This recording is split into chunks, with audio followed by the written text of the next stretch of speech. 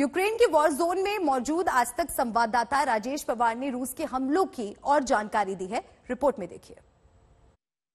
देखिए रूस ने शुरू से ही ये बिल्कुल क्लियर कर दिया था कि वो सिविलियन इलाकों पे और सिविलियन लोगों पे किसी तरह का हमला नहीं करना चाहता। ऐसा हुआ है और जो मरियोपोल की खासकर जो घटना सामने आई है, अस्पताल पे अटैक की, मैटरनिटी अस्पताल के ऊपर जहां प्रेग्नेंट महिलाएं और बच्चे थी, अगर वो सच है, देखिए इसको भी, this is fog of war, इसमें कुछ भी कहना कि क्या सच है और क्या प्रोपेगेंडा है बहुत मुश्किल है। लेकिन अगर वो सच है तो बहुत ही दुखदायक और दुर्भाग्यपूर्ण घटना है।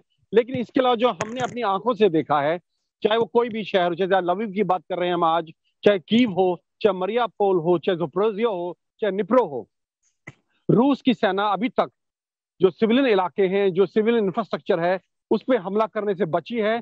और मुझे लगता है यही एक बड़ा कारण है उनकी स्ट्रेटेजी का, कि वो पूरे भूभाग पे कब्जा किए जा रहे हैं, शहरों को घेर रहे हैं, लेकिन शहरों के अंदर बमबारी नहीं कर रहे हैं। अभी मुझे इस वॉर को रिपोर्ट करते हुए पहले दिन से रिपोर्ट कर रहा हूं, ऑन ग्राउंड से, अलग अलग शहरों से। मैंने अभी तक एक भी रूसी हवाई जहाज, मिलिट्री एयरक्राफ्ट हवा में नहीं देखा है, अभी तक एक भी।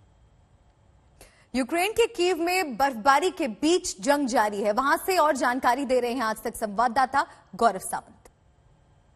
लेविव जो अब तक सुरक्षित समझा जाता था, उस लेविव में अब बमबारी और मिसाइल फायरिंग हो रही है। तस्वीरें इस समय आप देखिए राजधानी कीव की। राजधानी कीव में इस समय बर्फबारी हो रही है और इस बर्फबारी के बीच यहां की सेना, यहां के कमांडो दस्ते और यहां की जो पैरामिलिट्री फोर्सेस और सिविल डिफेंस है, वो सभी इस बर्फबारी में भी हमारे पीछे जैसे आप वहां पर एक चेक पॉइंट देख सकते हैं, उस चेक पॉइंट पर सिपाही तैनात हैं, क्योंकि अगर किसी भी तरफ से रूस की सेना आती है। और एक जो बड़ी दिलचस्प बात, यहां के एक जो पिकेट कमांडर से मेरी बात हुई थी, उन्होंने मुझे बताया कि सिविल कपड़ों में, सिविल गाड़ियों में अब रूस के सैनिक शहर के अंदर दाखिल होने की कोशिश कर रहे हैं, कि वो शहर के अंदर दाखिल हो जाएंगे सिविल कपड़ों में। हथियार उनके पहले ही मौजूद है, या हथियारों को विमान से भी कहीं गिराया जा सकता है। और फिर एक तरफ जब रूस के टैंक आगे से बढ़ेंगे तो पीछे से यही रूसी सेना जो ऑलरेडी शहर के अंदर दाखिल हो चुकी है कीव शहर में, वो पीछे से डिफेंसेस पर हमला करेगी।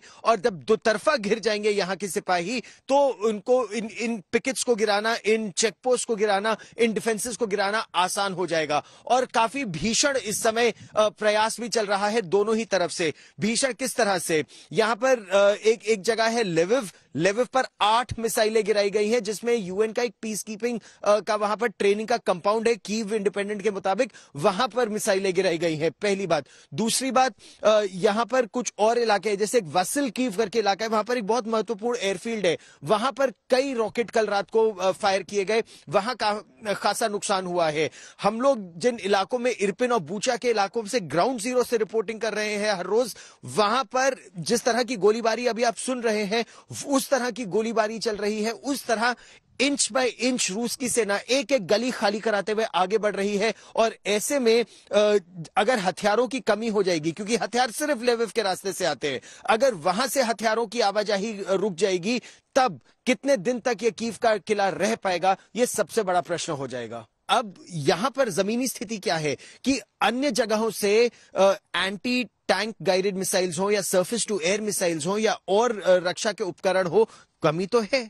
सप्लाई लाइन अब रूस इंटरडिक्ट कर रहा है, उसको तोड़ रहा है। तो अब यहां क्या किया जा रहा है, एक फौज का एक प्रिंसिपल है, must protect, you should protect, can protect. अब यानी जिसकी रक्षा बहुत जरूरी है, जो कर सकते हैं, जो कर भी सकते हैं, तो कर भी सकते हैं और कर सकते हैं से अब जरूरी जिसकी रक्षा करनी है, वहां सब सैनिक के साजो सामान लाए जा रहे हैं। और एंटी एयरक्राफ्ट गन्स हो, टैंक्स हो, आर्मर्ड कॉलम्स हो, या फिर सरफेस टू एयर मिसाइल्स हो, या एटीजीएम हो, वो सब अब कीव की तरफ लाए जा रहे हैं।